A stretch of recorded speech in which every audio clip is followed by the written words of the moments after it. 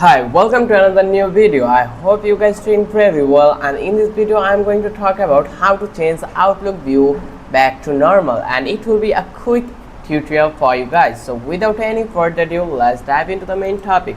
So as you can see, we already created an Outlook account over that place and we are working on to the application. So here you can see if we want to change the layout, then we just need to be click on this view option. Once I click over here, there is a view setting.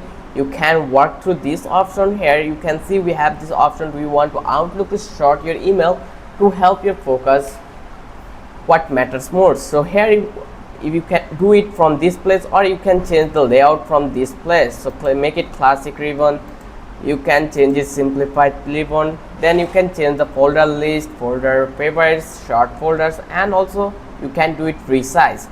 Next we have this density option. We can make it cozy, we can make it density, and we can make it compact. As you can see, it has been changed over that place. So you can change the full overview how you want.